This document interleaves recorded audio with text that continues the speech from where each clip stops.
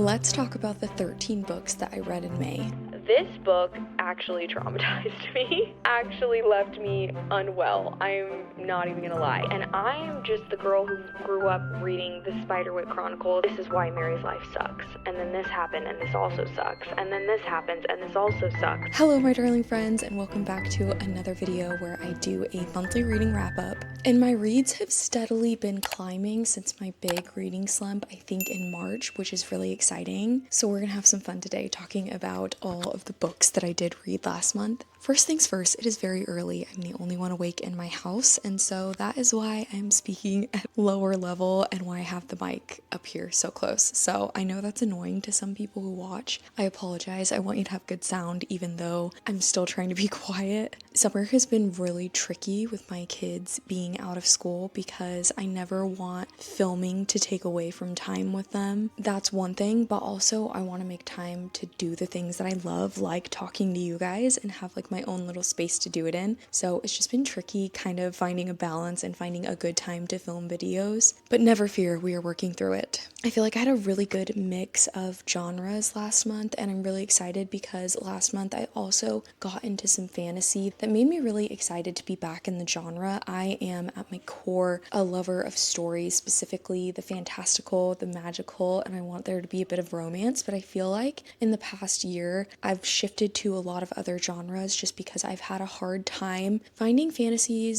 romance, and romantasy that I feel like feel unique and don't have me guessing everything that's about to happen or have me feeling very critical of dialogue and different things like that. I think that's my biggest thing, is because I've read so many fantasy and fantasy romance, is that I've kind of become a bit of a hater when I'm reading it, and I can't take myself out of that headspace. Because I've read so many, I'm just kind of stacking them up against my favorites in my mind. But I'm excited because I'm kind of going in a different way with fantasy that's made me really excited after this month. I feel like I should just start kind of chronologically, so let's jump right in. Except in saying that, I'm also going to talk about two books in a series probably right after one another just because it makes sense in my mind. So I read number 2 in the series, which is called Paladin's Strength. I just love these covers. I know I always talk about them, and I did read this as part of a reading vlog where I did like a realistic week of reading for somebody who's an incredibly fast reader. So if you're interested in that and want a full in-depth review of the next 4 or 5 books, then definitely check that one out. But what I really loved about this story, I love the balance of the cozy and the creepy and the mystical in this series, and it has an incredible sense of found family. So if you're interested in those things, then definitely check this series out. In this series, we have these paladins who were soldiers for this specific saint who is now dead. And one of the abilities that they had would be to go into this battle haze when the saint needed them to be able to accomplish more than any normal soldier would. But now that the saint is dead and not controlling their battle haze, they're kind of like ticking time bombs. And so we're following in this series this group of these paladins, the only ones left, and seeing them heal and also fall in love, and it's a very fun journey. In this one, our paladin, I think you pronounce his name Istvan, but he is on this journey for the Order of the White Rat, which is this other saint that has like nuns and monks that took them in. The paladins have been working, just doing little things for them, kind of in return. While he is on this journey, he ends up meeting Clara, who is not quite a nun, I guess, but she's from this convent, and she is looking to find her sisters. All of the women in this convent have been taken, and it's because of a secret that they guard very, very closely, and they are being taken to be taken advantage of. And so she is really trying to find her sisters to free them, and Istvan offers to help her, and I just love that the two of them, who are these larger-than-life characters, physically, I mean, they learn the power of finding someone who lets you take up space and lets you be the person that you are and not always having to shrink in other people's presence. So I really, really loved that part of the story, and I honestly was sat from beginning to the end. I really, really wanted to figure out this mystery to find these sisters, and I really enjoyed it. I might have even enjoyed it more than the first book. The one thing that I will say is I was kind of intrigued by the fact that the mystery that I thought was going to be interwoven throughout this entire series kind of wrapped up at the end of this book. So it kind of left me floundering for where the next book was going to take us, but I ended up giving this one 4 stars. I think is a really solid read and I would recommend it. I will say if you're someone who does not like spice, these ones definitely do have some spice in them, and for me they kind of seem unnecessary, and I kind of knock down some points for that. I think it has a time and a place, and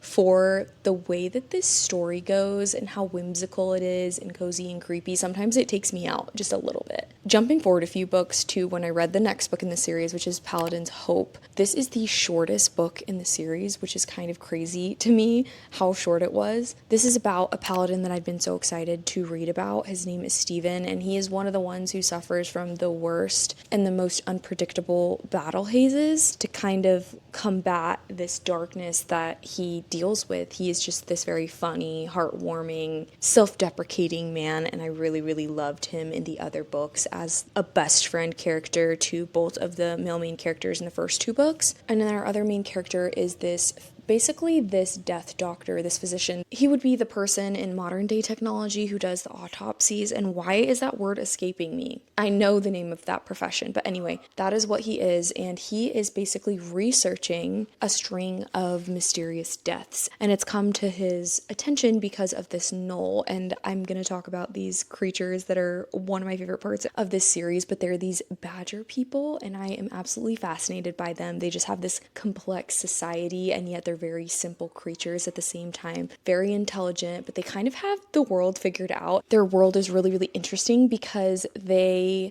way that they talk and their language is kind of funny. The way that they are just very, very blunt, and the way that they kind of see the world is just so interesting. That's really all I can say about that. But their caste system is also really interesting because the profession of that specific badger person or gnoll defines their gender, which is really, really interesting. So if they're a soldier gnoll, then they're a male. It's very, very interesting. But in this book, we have this gnoll who is noticing this string of deaths that's kind of like not being taken seriously by the guard of the city, which he's a part of. And so he kind of goes against the guard and enlists not only Dr. Piper, but also Stephen, the paladin, because the paladins are really trustworthy, to investigate this string of deaths, which ends up leading them to this mysterious kind of madman and this labyrinth that they have to work together to get out of, which is really interesting. I did really feel like this book suffered a little bit from the insta-love/insta-lust. I felt like it was so short that we needed more time to develop the characters and the feelings that they had, because we got to a point where they just decided they were in love with each other, and I was kind of like, that was so fast. Not that it can't happen that fast, obviously, but it did feel quite quick, and I kind of wanted more of certain parts of the story, and I think it just needed longer for me.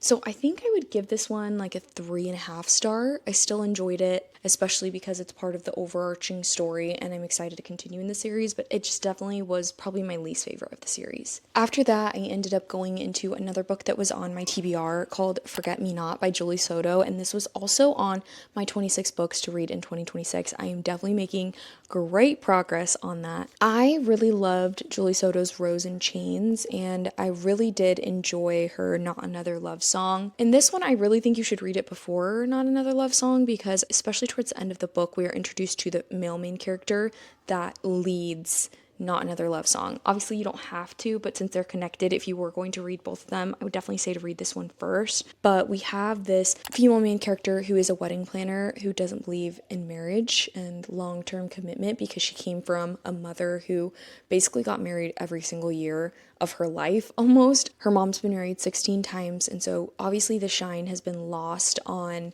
the whole commitment part of a relationship, and she's had a lot of father figures who have said they would stay, but then they always leave. That's really affected her ability to commit in a relationship, and so she really doesn't do long-term commitments. Enter Elliot, who is this grumpy, kind of reluctant florist. He inherited the business from his father, and he really loves his father and wanted to be close to him, but he wanted to be an architect. He takes over this business before his father passes and then ends up developing a love for it and a very interesting take on flowers because he brings his architectural background into the way that he designs the florals for weddings and events. So it's really, really interesting, honestly, to read about. But he is kind of taken by our female main character who really just wants to have a physical relationship with him, but that is not kind of in his makeup. He is definitely a monogamous person. And so we're kind of seeing the struggle of the two of them facing this relationship because our present is after they've already broken up and we're having our female main character have to work with him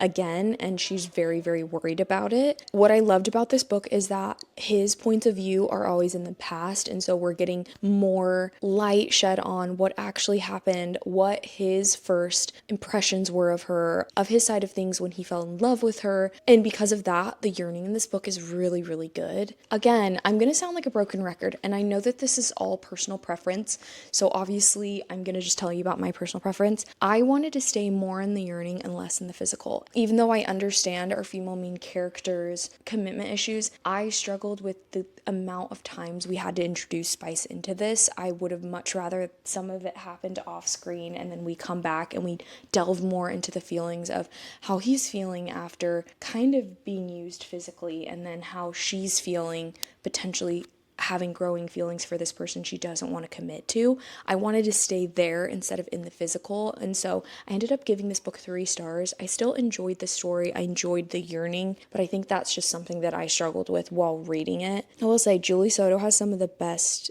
covers. I always love them. They almost remind me of like a watercolor portrait, and the color schemes are always just so good. Then I ended up reading another book that is on my 26 before 2026, and I have been really excited about this book just because I had this feeling that it was going to be for me, that I was going to enjoy it, but I have put it off just because of my issues with fantasy at the current moment. But I ended up picking it up, and it is The Rose Bargain by Sasha Payton Smith. I loved this book. I had such a good time in this world. I really loved the way that the story was woven and the whole concept of the story. I've heard a lot of people say basically Bridgerton meeting the selection series in the world of The Cruel Prince, and I can see why people are saying that because we do have this kind of competition where in this world we're kind of set in Bridgerton times, and it is in England, but it's a different version of England where we have this Fae Queen who came and saved England on a battle and in turn kind of tricked the king and ended up being the queen who ruled from there. And we have 2 princes. We have one who is our actual fairy queen's son, who is seen as like everything good in the world and just the shiny golden boy. And then we also have the human prince who is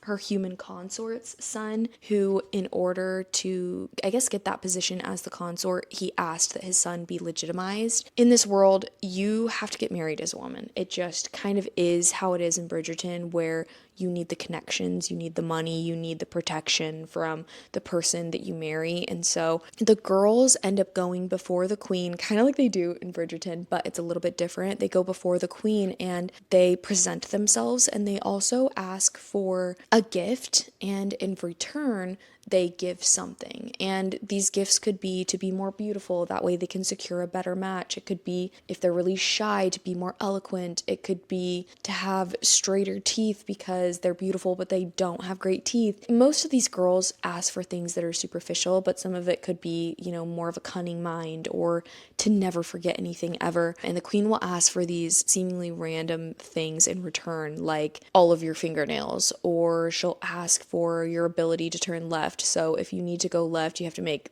3 rights or whatever it is. Our female main character in this, her family is kind of on the brink of ruin, if not already in ruin, because her older sister, who really was the hope for this family, ended up being found after being missing for days, and apparently she was with some man, and she has not been the same since, has been very gaunt, refuses to eat anything but fruit, refuses to honestly even speak to her sister very much, even though they used to be so close. And so it's up to our youngest female main character to kind of save her family from ruin, because ever since then no one has wanted to have dealings with her family, and they're on the brink of not just social ruin but also financial ruin. So she enters into this competition, and we have this fairy queen Jane, who basically says this year it's going to be a little bit different because my son is joining onto the marriage market.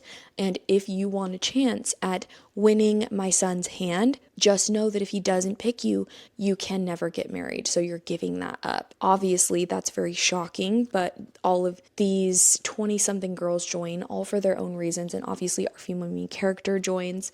Her name is escaping me. Why do I think it's Ivy? It is Ivy.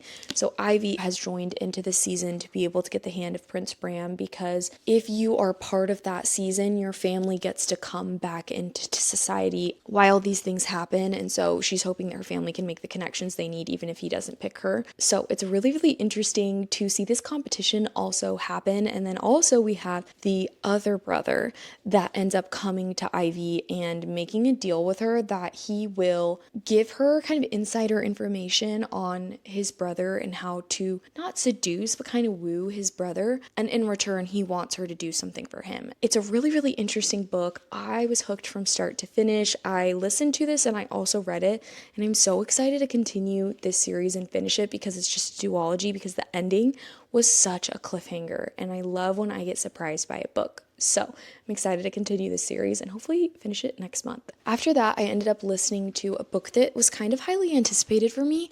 There is a TV series that just came out. It's called The Other Bennett Sister, and I am somebody who absolutely loves Pride and Prejudice. I listened to it for the first time last year.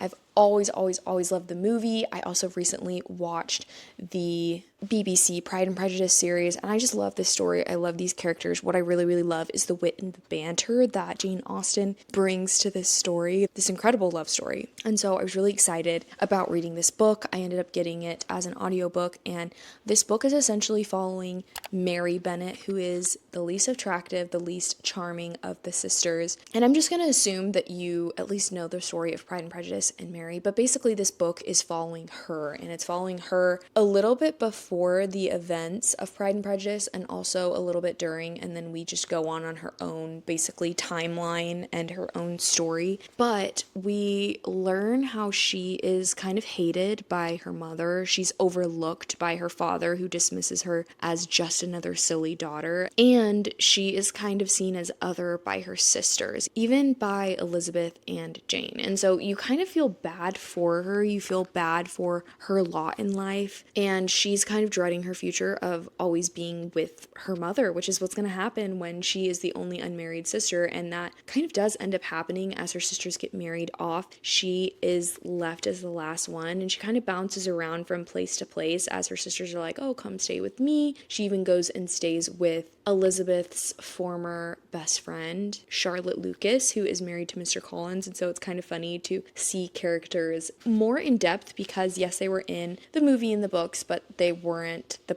people that the book was centered on. And so that was really interesting. My main problem with this book is, other than it being really long, it felt incredibly long. And when a book is long and when it feels long, that's kind of a problem for me. I think what this book was missing, and even though I loved the actual story of it and I liked following Mary, but it was missing a lot of the wit and the banter of Pride and Prejudice to really keep the reader pulled forward through the story. I think it needed some of the levity. A lot of it was just, this is why Mary's life sucks, and then this happened and this also sucks, and then this happens and this also sucks. And it's like, I need at least someone funny to be like quipping in the background to get me through this. And that didn't happen. And it didn't even need to come from Mary herself, but I was hoping that it would come from some side characters, and it didn't. What I did love was seeing Mary come into her own as this intelligent woman and learning that it's okay to be different and it's okay to be smart and to like to read, even if everybody else around you thinks that that is not suited for a woman, and how to kind of break out of the mold of what people expect from you, because people want her to be governess and think she's going to be unmarried, and her life turns out a lot better than that. And it was really cool to watch her again just come into her own. I loved the the relationships in this book and just like the awkwardness of them.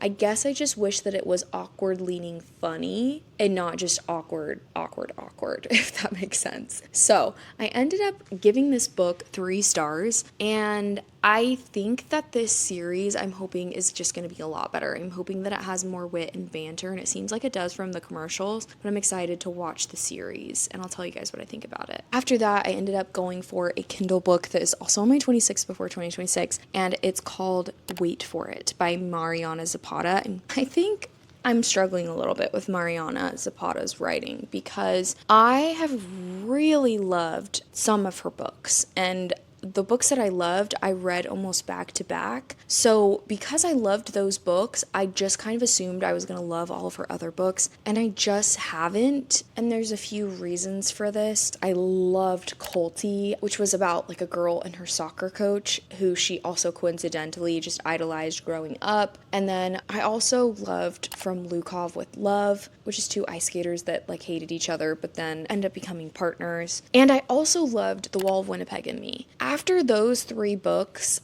I have just not loved the rest of her books, which is tough because I've read 6 total, and so right now I'm sitting at a 50% with her books, which is sad because I know how much I loved the first 3 that I mentioned. And with this one, I'll give you the premise of it. We have our female main character, Diana Casillas, and she has custody of her brother's sons, her brother's little boys, because their moms either... one of their moms, I think, passed away, and then the other is on drugs and just pops in and out, and her brother has passed away. So she has taken custody of them, and she is struggling. She ends up buying this house and moving next door to who is going to be our male main character. His name is Dallas. He's very grumpy. I think my problem with this book is the same problem I had with another book of hers that I've read that I'm kind of forgetting which one it was. It was A Friend to Lovers, and it was also a football romance. I think it was Hands Down, actually. Is that with the slow burn, the problem is that it reads so platonic until probably the last like fifth of the book, when all of a sudden we're introducing the romance. And as somebody who loves a slow burn, I still think that more crumbs need to be left. And sometimes with waiting until that point, our male main character does or says things that give me the ick that by the time we want to change into having a relationship, I'm kind of done. You know, I think another thing that I've realized in her books that are not for me is she always has humor based off of bodily humor, bodily functions, and that is just not for me. I hate it every time. And I've noticed that it's a pattern in her books, honestly, even in the ones that I've loved. But yeah, I don't know. I'm kind of just in this limbo right now. I also feel like our female main characters are starting to run together.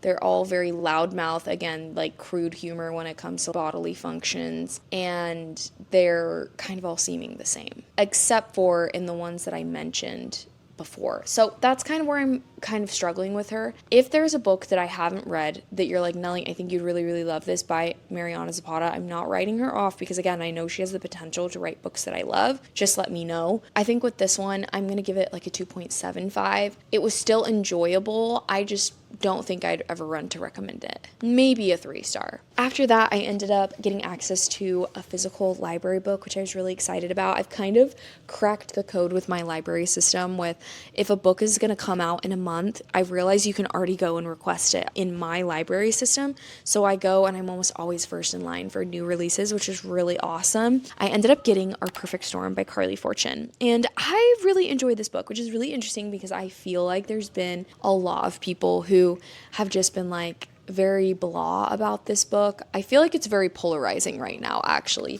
But I got really excited to read this because every year after it comes out, right now when I'm filming this, it comes out next Friday. So yeah, you'll probably see this up tomorrow as well.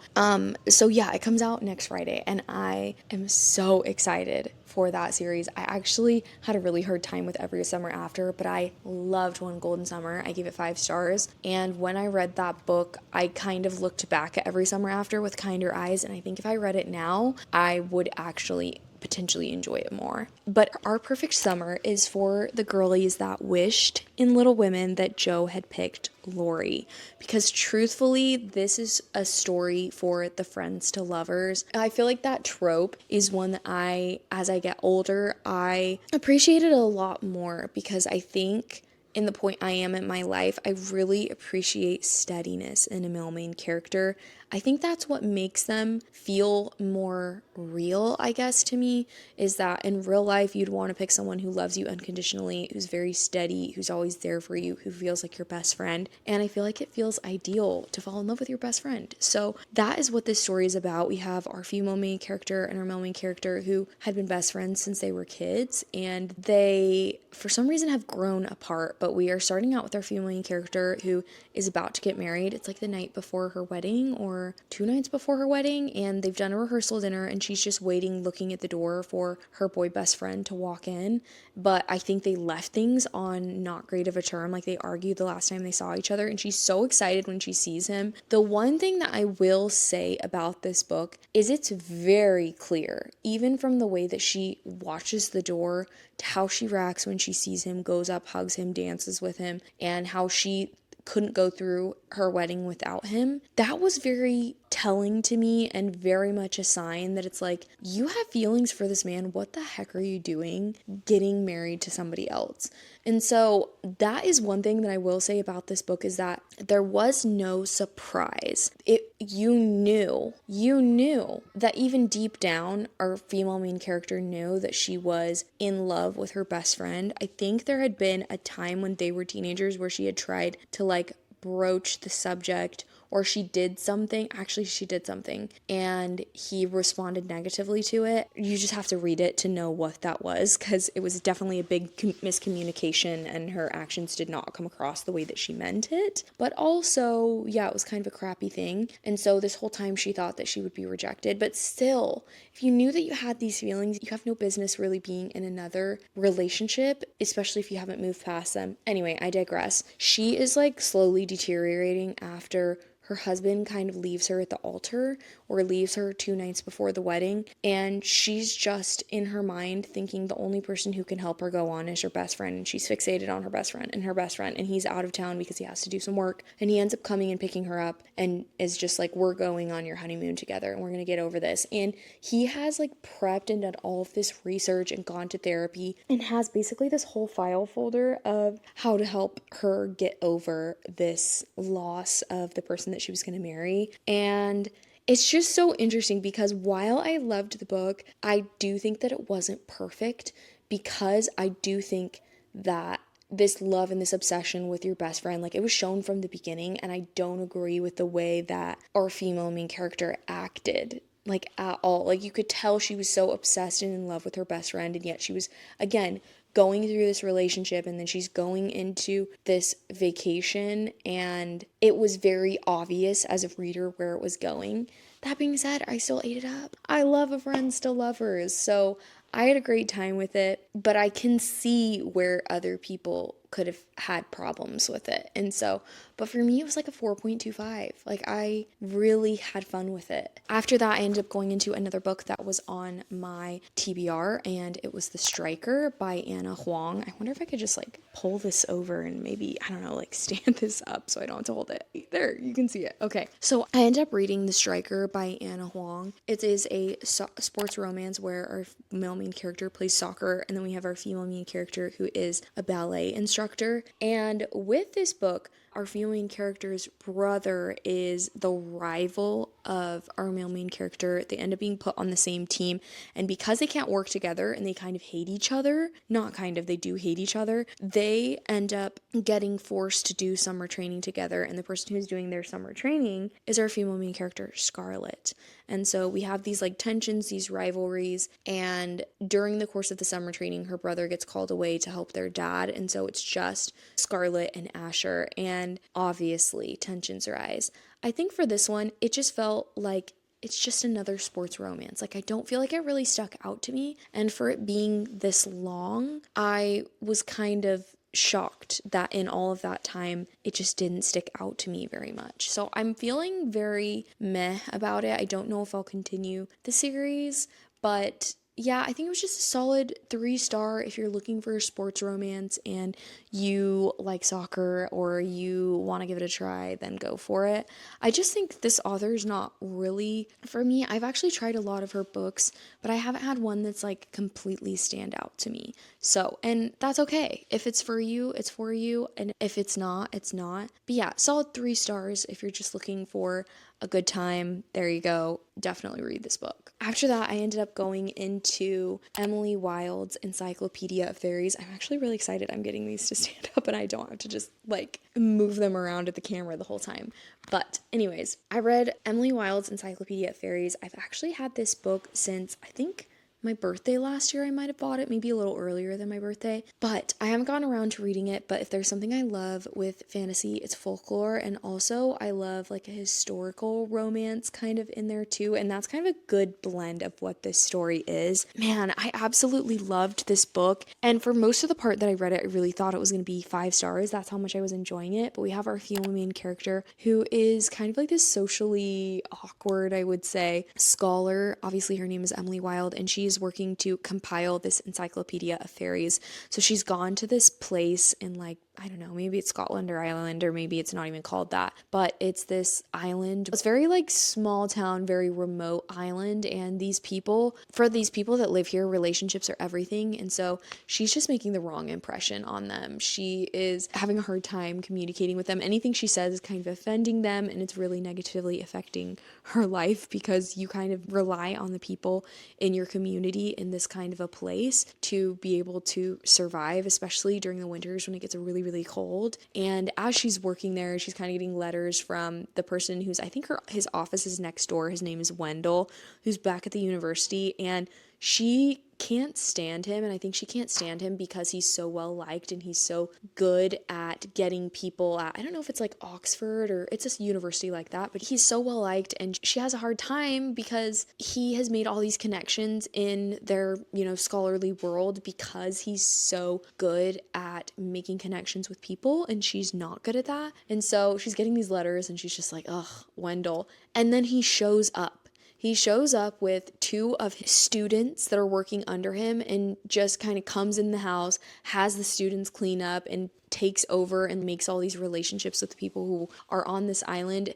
And she's exasperated with him because why is he there? And she wants to make sure that he's not trying to take credit for all the work that she's doing, but also because he knows how to make these relationships with these people, her house is warm again. She's not having to chop firewood herself, or someone's able to teach her how to chop firewood, and she's getting food again and all of these things. And so it's a really funny dynamic between her and this like sunshiny scholarly MMC who also doesn't lift a finger. Like he's very much like soft hands kind of a scholar, which is funny and not what I normally get in an MMC, which I really liked. But also I loved seeing Emily communicating with the local fairies, like the little brownies, the nixies, whatever it is. And I love when we dive into folklore. I think right now in our times, everyone is obsessed with making fae look a certain type of way. Like obviously, like we have like the Akatar, the Throne of Glass. I feel like they're the blueprint for what everybody wants to write fairies to be. And I'm just the girl who grew up reading the Spiderwick Chronicles and loved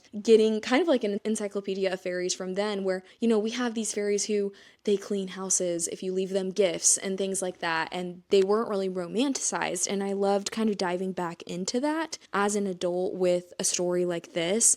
And then we also have her suspicions from the get-go that she thinks that Wendell is a fairy, like a gentry fairy, because he seems so other to her and because he's so polished and because he's so beautiful. And it's just kind of funny to see all of these things working together. I really think if you're somebody who likes the Emma Lyon series and you have never delved into fantasy, I think that this would be a good starting point because you've got like the historical aspects of this, and then you've got wit and you've got banter, and you've also got like these funny characters that you follow, but then you also have the fantasy aspect of this.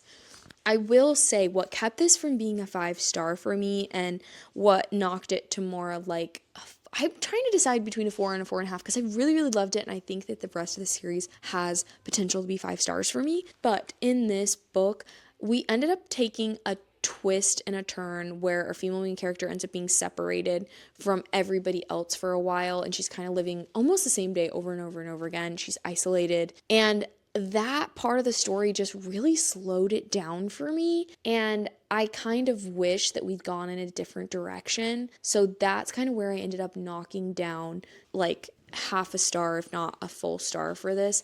But I'm so excited to continue in this story. I love Emily. I love Wendell. I love the overarching plot of them trying to work together to write this encyclopedia.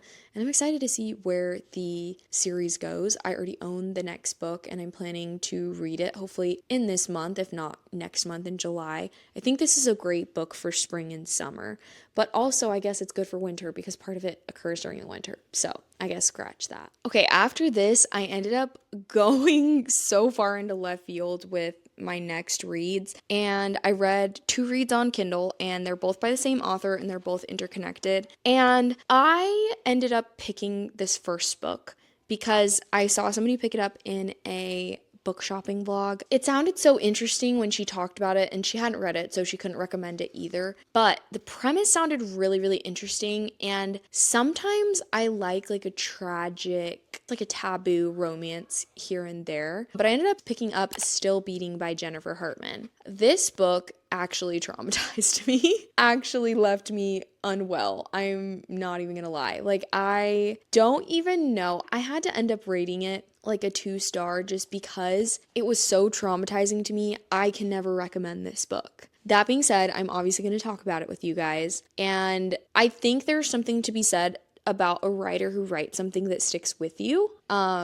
But wow, I was not ready and not prepared. But basically in this book, we have our female main character who cannot stand her sister's fiance. And they've known each other since they were in high school, and he's just always teased her. And from right off the bat, I'm like, he must have liked her at some point because the way that we're building it up. Anyway, there's a night where all of them end up going out drinking. It's like before her sister's wedding to him. I've forgotten their names, so I apologize. But our female main character stays after, and she ends up losing her wallet at this bar, so she can't, or maybe it's her phone, maybe it's both, and she can't order an Uber, so she needs help getting home. She calls her sister, she doesn't pick up, so she ends up calling everyone she knows, and they don't pick up, so she ends up having to call her sister's fiance, so her MMC, and he ends up coming to get her. And outside, when he pulls up, there's this really creepy, nasty older man that's talking to her. And he ends up coming and being like, hey, get in the car. And the guy's like, are you guys together? And they're both like, ew, no. And they end up getting together in their car and driving away. And they end up basically getting not even ran off the road, but they think that this police car is pulling them over. And it's not a policeman. It's the same guy from this bar. And he ends up taking them both captive, and they wake up chained in a basement. And the horrors that ensue after this are truthfully traumatizing. I did not know what I was getting into when I read this book. And exactly what you think would happen happens to this girl. And the MMC's role in this is so heartbreaking as well and so traumatizing. And what's interesting is that half of this book occurs when they actually end up getting out of this, and the two of them together are obviously just so traumatized and nobody else understands because, they have each other and they're both the reason they ended up out of it. They end up being kind of bonded together, and the story that ensues is heartbreaking, but also very slightly satisfying because whose arms could they run into but each other's after this horrible, horrible story happens, guys. I'm telling you. And again, I was unwell, so I don't even think I can recommend it. Don't read this book unless you really are somebody who thinks you'd enjoy this. Don't go into it without reading the triggers and knowing exactly what this book is about, because I honestly, if I had known beforehand, I would not have read this book. But it's almost like one of those things that after you've read the devastating, you have to know that there was some hope for these people. I couldn't just leave it in the middle of the book. Anyways, so I ended up giving this a 2-star because I can't recommend it to you guys because it was a lot. So you're probably like, Nellie, why did you go into another book by this author?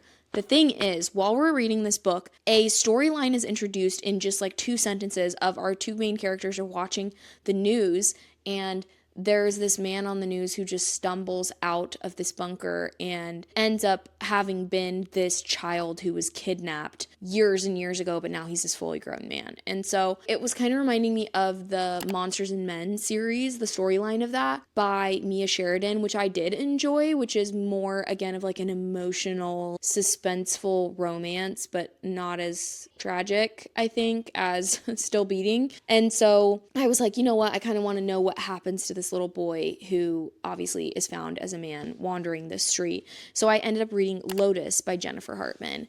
And this one was definitely nowhere near as traumatic. It was a lot more palatable, I would say. And again, I read it because I wanted to know what happened. And basically what it is there are these two brothers. I don't think they're blood. I think it's like a brother kind of a thing.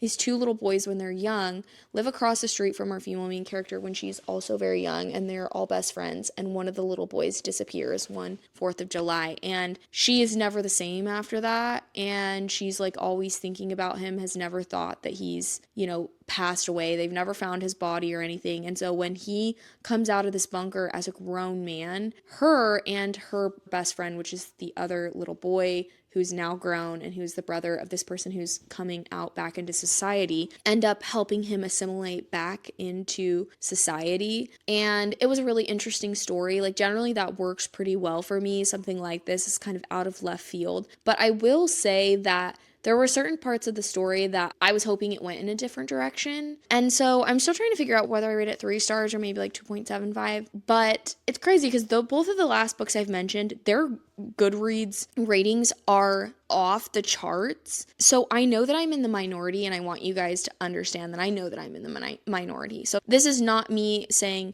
don't ever read these books. If this is something that you're interested in or you like a different kind of more of a traumatic story, then, you could definitely go into that. But that was just my experience with them. After that, I was lucky enough to get an arc to Trope Sick by Lauren Oakey. I have another book by her that is on my 26 before 2026. When I got access to this, I got really excited and wanted to read it. It's also a book about book lovers. But in this story, we have our female main character who is a ghostwriter for a very popular romance author. This very popular author's team is bringing in another writer who is coming in to help finish this story, and she's very adamant that they need to work together. And who shows up but somebody from our female main character's past. And the way that they're connected is that he was her brother's best friend, and her brother ended up ODing after an accident that occurred. And ever since then, they have cut off all ties with each other. Specifically, our female main character wants nothing to do with our male main character, but she's forced to work with him. And they're working with this, again, eccentric, very popular romance author. And it's interesting to see this writing process, because I don't think that this is maybe it's how romance authors start, but they start with tropes. And I think it's just like a nod to the tropes that keep the romance genre going, which I liked as a reader.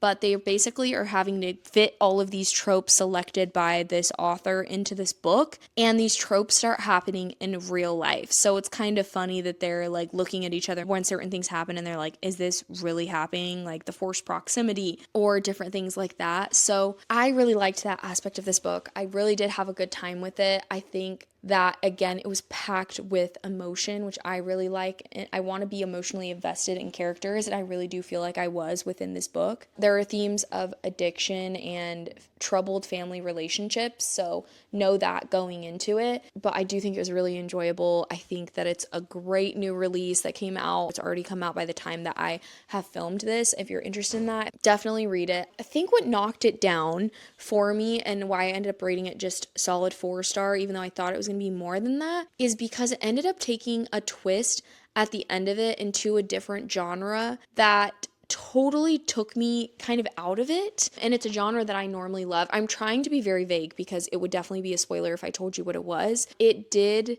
take me out of it just a little bit, but I think it's a great book, and I still think you should read it. The last book that I read in May that I wanted to talk about is A Stage Set for Villains by Shannon J. Spann. There has not been a fantasy world, that I've been so lost in like I have been in this book. And I really commend the author for being able to do that. You can tell it's a love story to the theater because in this world called Theatron, the mythical beings in this are called players. And it's really interesting how this author thought of taking things like suspending reality and mimicry, which are things that are actually real in theater, and made it into these fantastical, almost like powers that these players have. So with mimicry in real life, obviously you're mimicking someone, you want to mimic their gestures, the way that they talk, and kind of personify them. And then when the players do mimicry in this book, they actually physically transform into them, which is really, really interesting. I don't even know where to start with the plot of this book, but we have our female main character who was cursed by a player, and she's always been seen as other and kind of been an outcast within her society, and all she was looking forward to was being able to go to this school, but that is quickly taken away from her because of her condition. So she ends up signing up to basically this competition to become a player. Even though she hates the players, she is definitely there with an ulterior motive, and in this world, the players are the reason for a lot of deaths, are a reason for kind of like this certain addiction that's happened to a lot of people, that they're obsessed with these players. And also, her own father was murdered by a player. So she has a lot of hate and resentment built up towards these players. And as she goes in, she's kind of in there to dismantle it from the inside. And so that for me was so intriguing.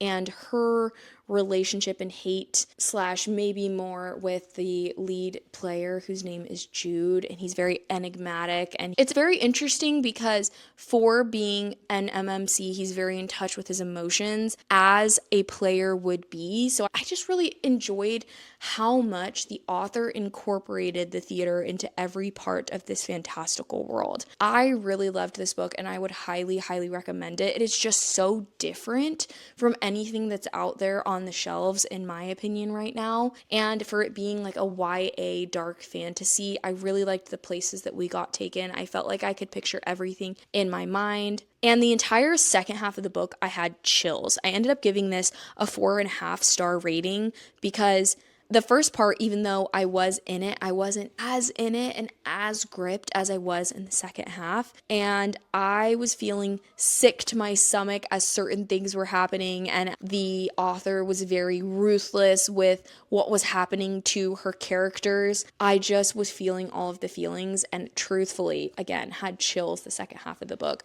I am so excited to see what else this author comes out with. I believe that this is her debut novel. And if this is, like, she is such a person to watch. And my friends, that'll do it. That is going to wrap up all of the books that I read in May. I had such a good varied reading month, and I truthfully know that it is a good reading month when I cannot wait to sit down and just talk to you guys and just like gush and yap over these books. Even though not all of them I rated as highly as other ones, I still had a great time, and I'm so excited to continue reading in the next month. If you loved any of the books that I loved and have a good recommendation based off of it, please let me know in the comments below, and I would love to know what your favorite book that you read last month was. I always like putting new books on my radar. I'm so excited to continue to talk to you guys about the books that I read here on this channel. If you liked this video, feel free to binge any others on my channel. And my darling friends, I will see you in my next video.